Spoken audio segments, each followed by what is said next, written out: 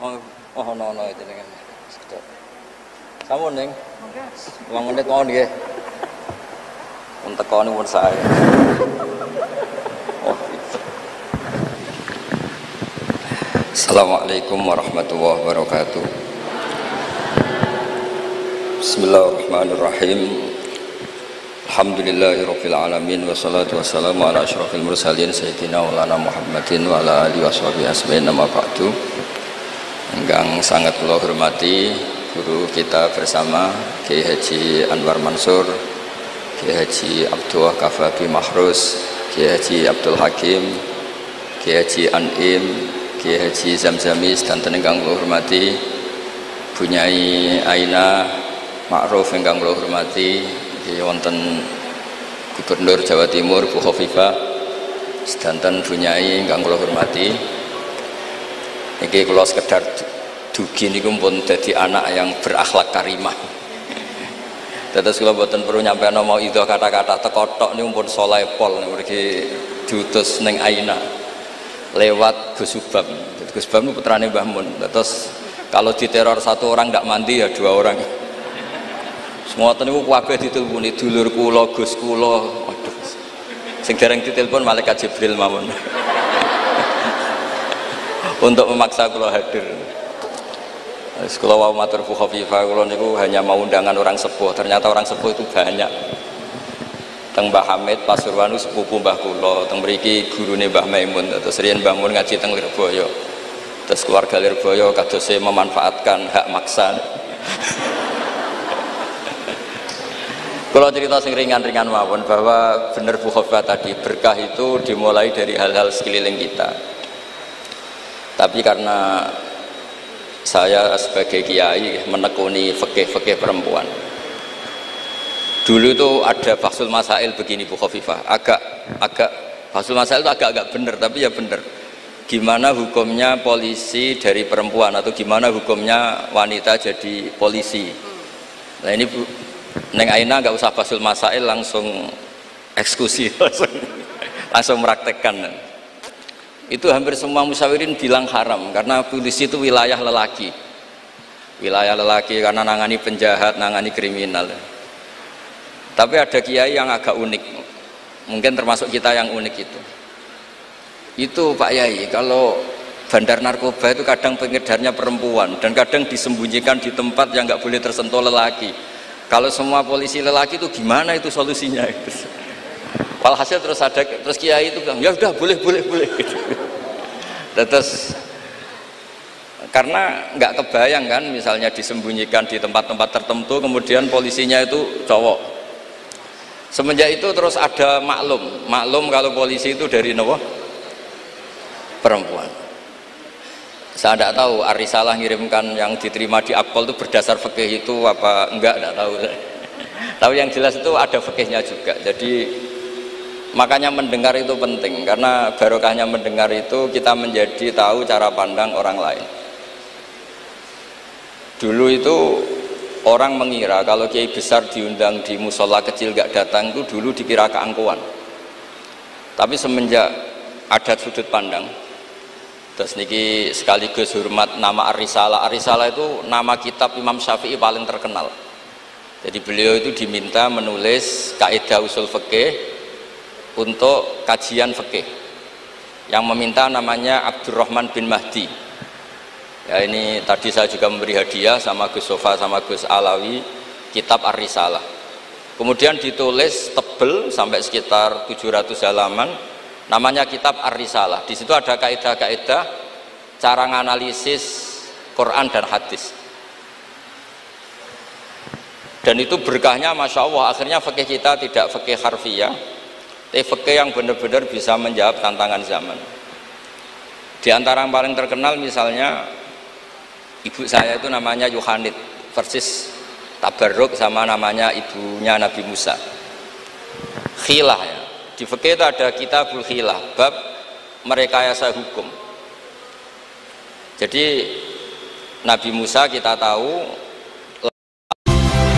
jalani hidup terbaikmu. Greenfields Fresh Milk. Itu Nabi Musa. Setelah itu Nabi Musa kecil disusui siapa aja nggak mau. Ini cerita kecerdasan perempuan zaman itu sudah cerdas. Jadi sebelum sekolah Ar-Risalah juga ada yang cerdas ya. Terus gini ibu Nabi sinten Musa. Itu cerdas sekali.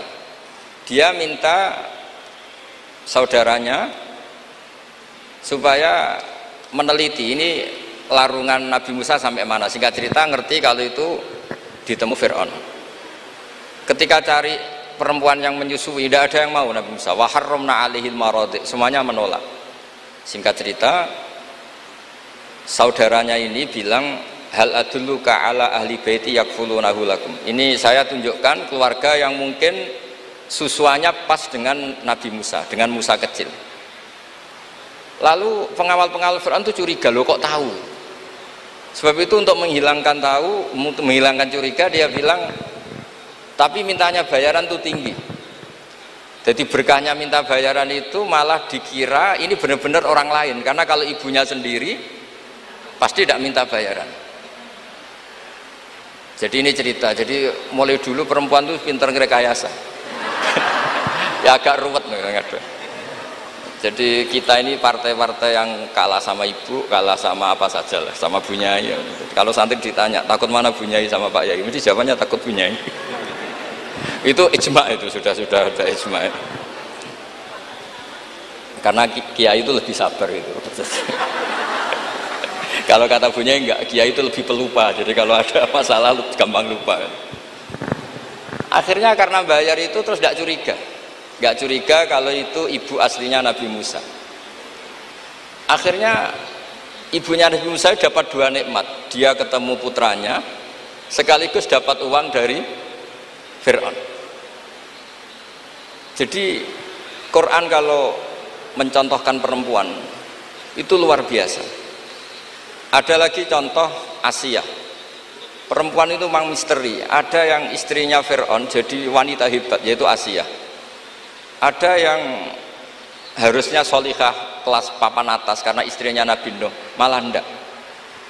Sehingga pola-pola fikih perempuan, saya ulang lagi, pola-pola fikih perempuan itu Imam Syafi'i ngarang itu kalau sudah tentang perempuan itu ya pusing. Jadi ternyata pusing itu kalau ditarik ke atas. Itu dulu Rasulullah itu menghadapi Aisyah sama Fatimah itu ya pusing. Itu kalau Halah datang, Halah itu saudaranya Khadijah. Itu kalau datang itu betapa hormatnya Rasulullah. Makasih kamu datang mengingatkan pada Sayyidah Khadijah, pada Khadijah gini-gini.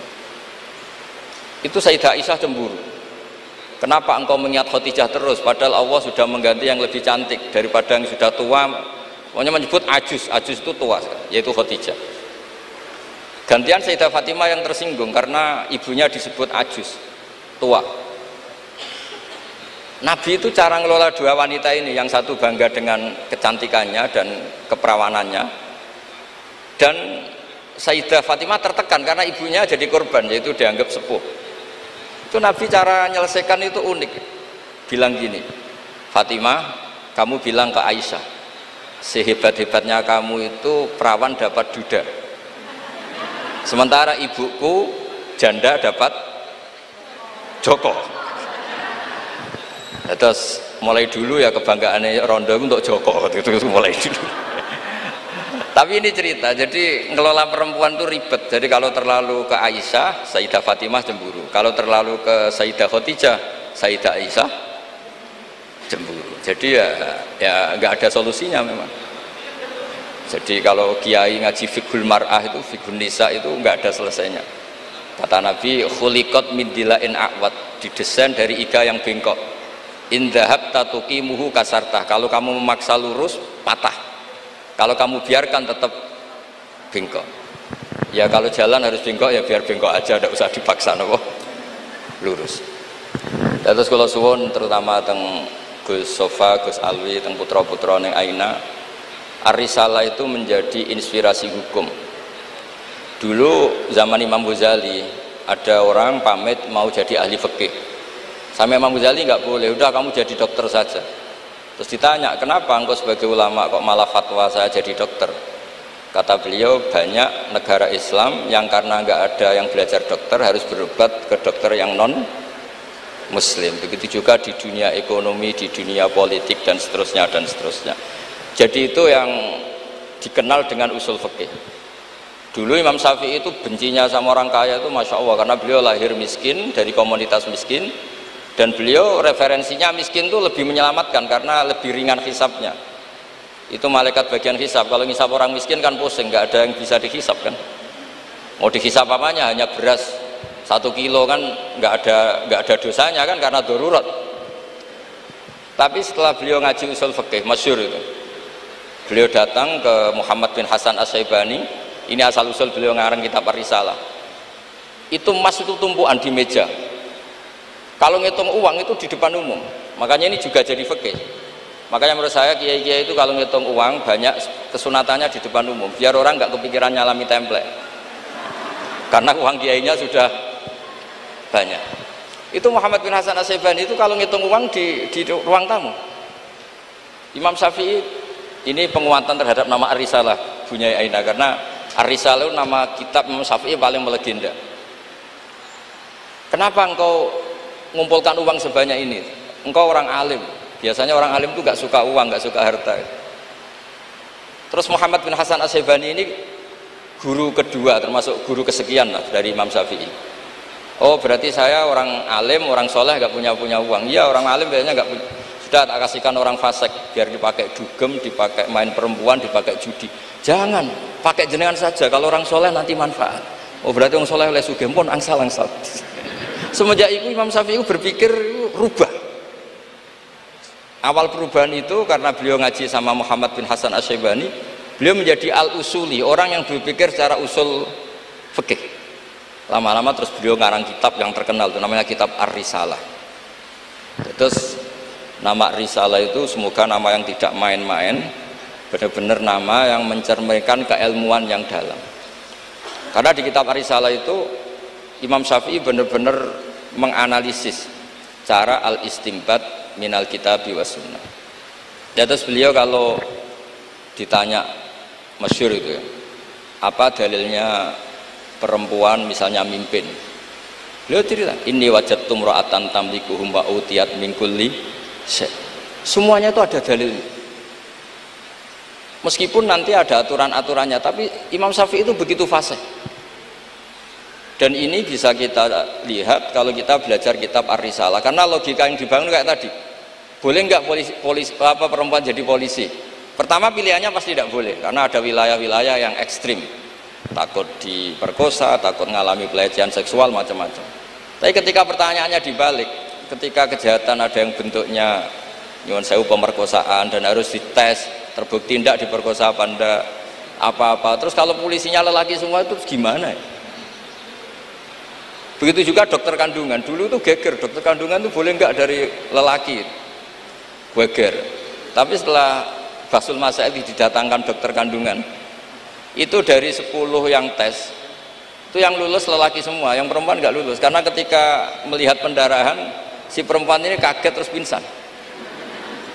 Akhirnya yang dablek-dablek ini yang lulus jadi dokter. Nah, akhirnya terus mulai ahli fikih itu mikir dari penjelasan tadi. Apalagi kalau menunggu lama, terus jaraknya jauh, dia harus ke tempat prakteknya malam-malam. Kan kadang bayi juga mintanya lahir 1:30 dini hari.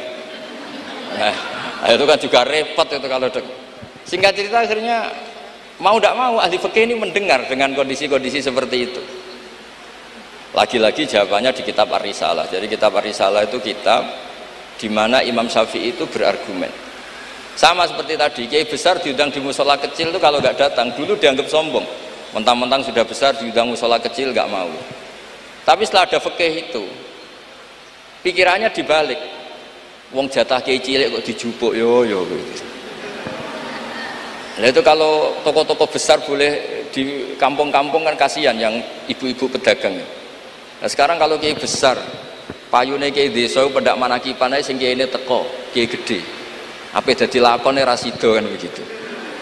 Wong saya berkali-kali ngalamin tuh, kalau saya nggak datang di acara-acara gitu, mesti kiai kampungnya matur nuwun Gus jenengan gak teko, muga teko. Ya karena mereka jadi lakon kalau saya datang kan mahjub.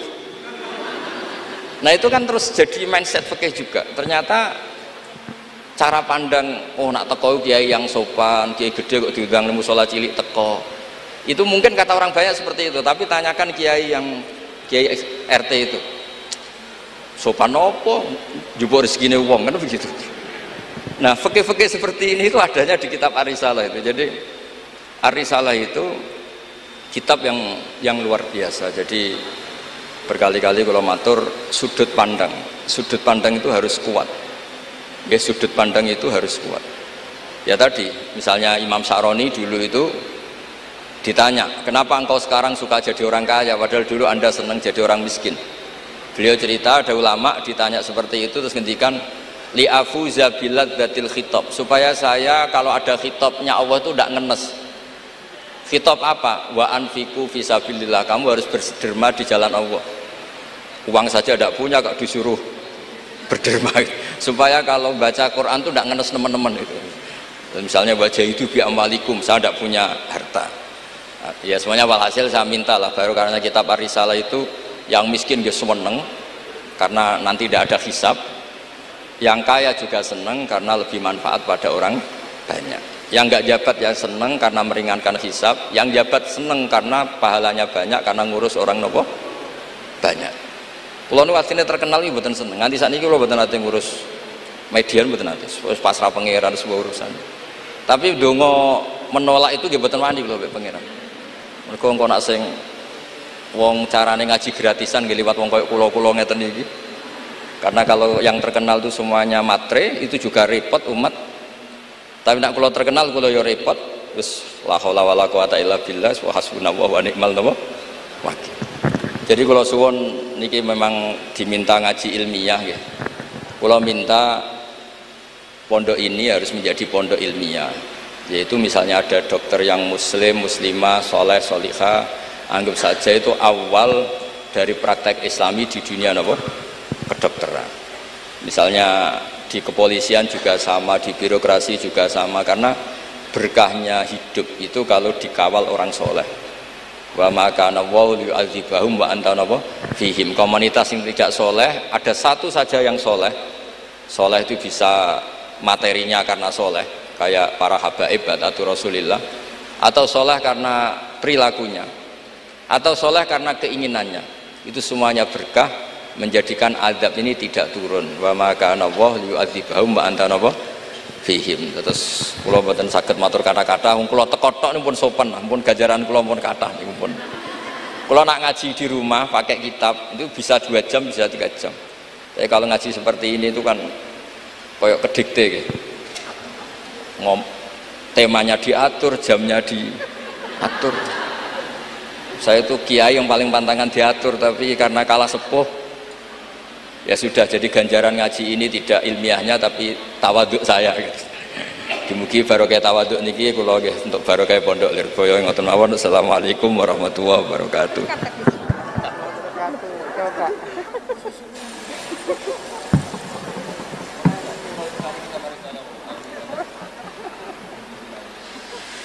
Padahal ibu-ibu dan pemirsa ini berharap masih 2 jam lagi ya Bu.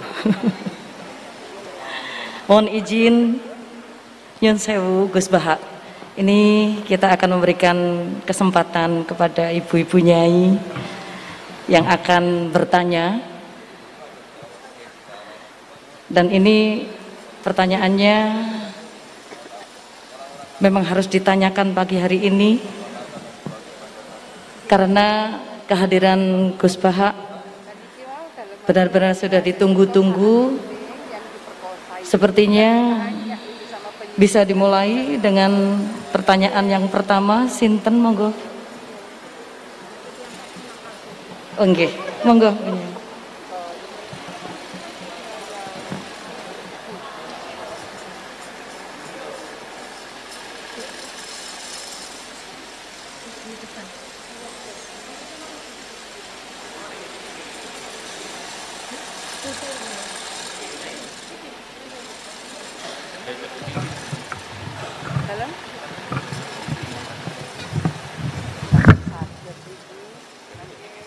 Assalamualaikum warahmatullahi wabarakatuh. Gus badhe nyuwun pirsa, daerah Milianen ke para ibu-ibu, para emak-emak yang biasanya kan ibu-ibu sak menika arane emak-emak yang pada waktu masa lalu dereng mengenal dereng mengenal dan memahami perkembangan ilmu pengetahuan dan teknologi seperti saat sekarang, kadang-kadang merasa bingung. Ibu-ibu merasa bingung menghadapi tantangan pendidikan di masa sekarang ini.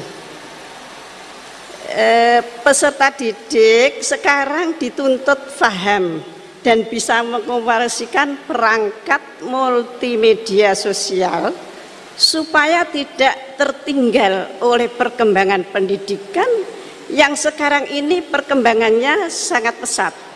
Sementara di sisi lain banyak informasi kurang mendidik yang bersumber dari perangkat multimedia tersebut. Ngeten Gus. Ibu-ibu menika kadang-kadang bingung. Santri menika kan boten pareng beto HP. Tapi sekarang niku pendidikan memerlukan kita harus pakai HP. Nah, yang ibu-ibu itu mau mengikuti itu sudah kadang-kadang sininya sudah tidak nyambung. Diwarai WA mawon kadang-kadang mboten sakit. Nah, mungkin kalau santri itu sudah mengunci HP-nya, kita tidak ngerti. Ini bagaimana caranya kalau dikunci? Jadi tidak bisa. Terus bagaimana Gus caranya kita itu bisa mengarahkan anak-anak sehingga anak-anak itu walaupun pakai HP bisa bisa mempergunakan dengan sebaik-baiknya. Kadang-kadang di pondok itu sudah diberi jam, nanti jam segini ditumpuk. Tapi wong ya anak ya tetap anak, kadang-kadang ya diselipkan. Kemudian pertanyaan kita sebagai orang tua dari anak-anak kami, baik para santri atau anak kami sendiri, apa yang harus kita lakukan? Repot, HP saja tidak bisa, apalagi laptop. Padahal anak-anak itu kalau mencet itu sudah tahu apa-apa. Sedangkan kita yang tua tidak ngerti caranya mencet kadang-kadang. Kemudian bagaimana gini Gus, supaya anak-anak itu juga bisa mengikuti zaman tapi selamat sehingga mereka bisa pinter dalam ilmu pengetahuan tapi juga hatinya selamat, bisa selamat di dunia dan selamat di akhirat. Matur suwun.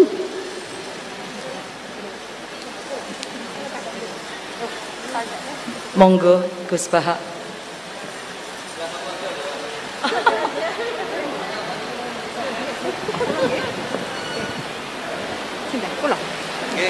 Nggih. Ingkang utus Gus Bahak kula mboten wantun nolak nggih. Assalamualaikum warahmatullahi wabarakatuh. Gus, sekarang di pesantren-pesantren itu banyak para ibu nyai yang memiliki peran lebih besar dalam mengasuh para santrinya dibandingkan peran Pak Yai.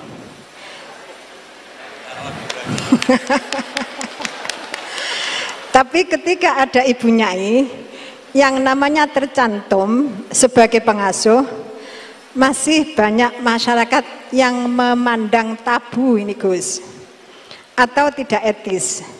Bahkan dalam sebuah lembaga yayasan, seringkali perempuan-perempuan itu dimarginalkan. Padahal perempuan itu kalau diberi kesempatan luar biasa Gus, laki-laki kalah semuanya. Kadang pendapatnya itu tidak dihiraukan, meskipun sebenarnya bagus. Dan ini loh Gus, saya minta keadilannya Gus. Dalam menyikapi kenyataan seperti ini, kita sebagai kaum emak-emak itu harus bagaimana? Saya menuntut keadilan Gus dari Pak Yai, dari panjenengan. Terima kasih. Assalamualaikum warahmatullahi wabarakatuh.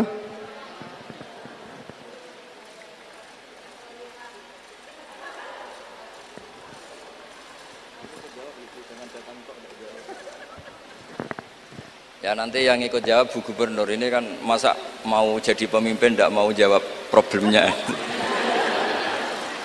Udah datang pakai helikopter, ada pertanyaan nggak mau jawab.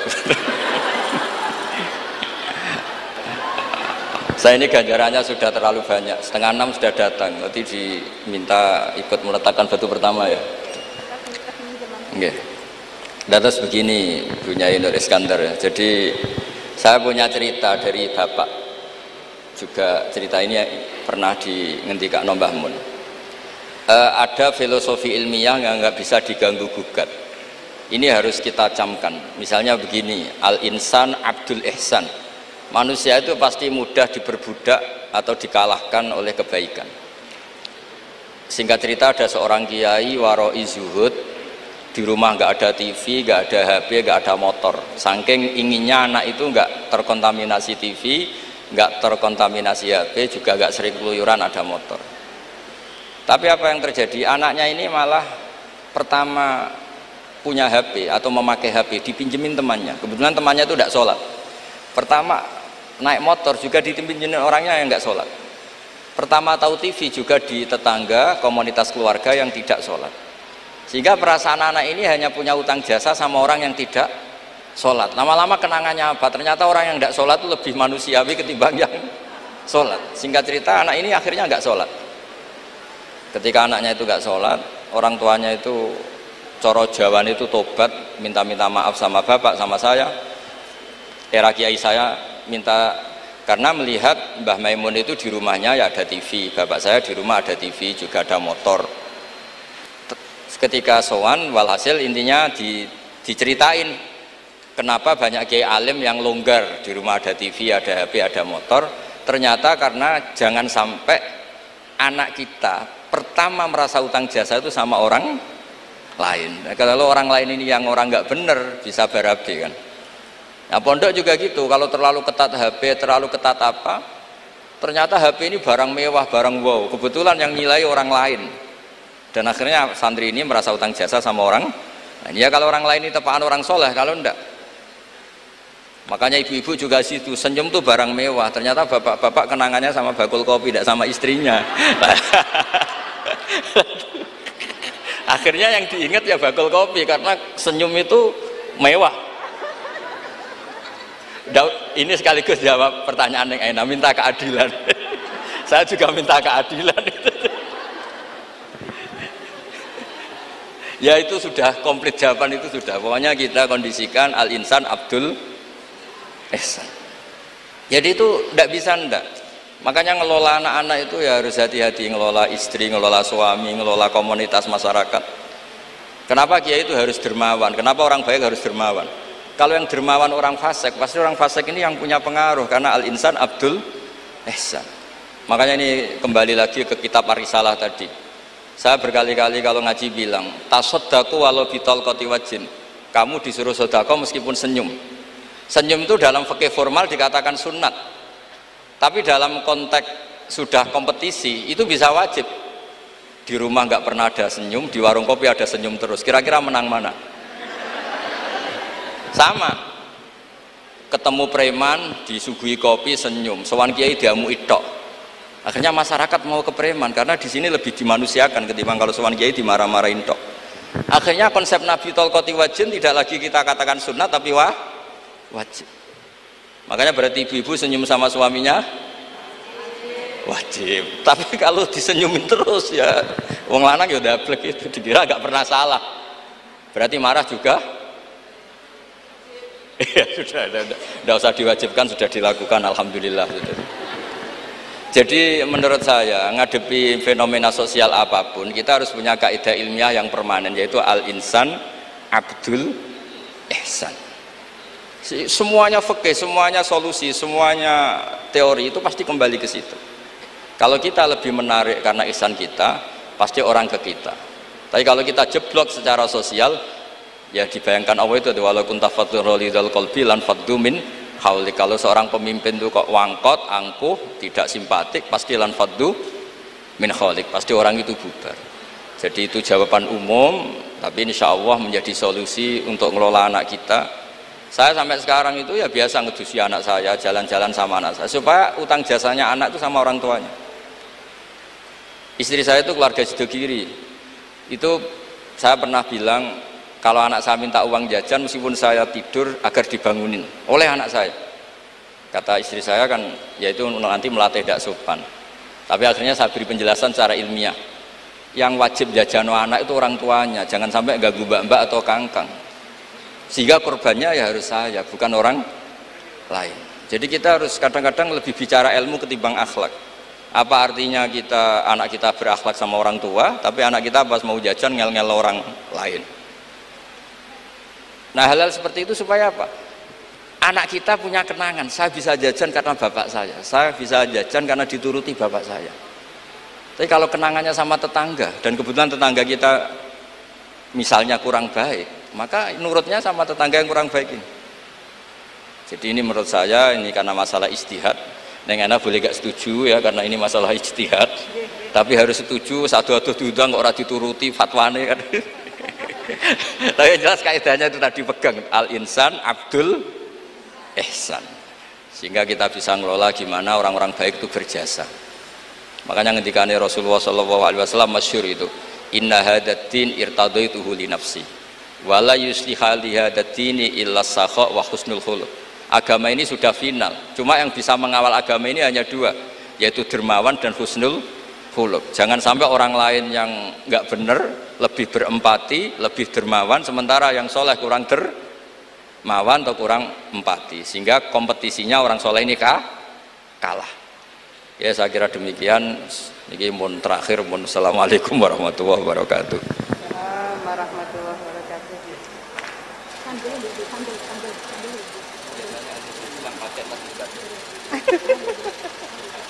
Tapi nek sak mancing anak-anak ini dakwanya panjenengan itu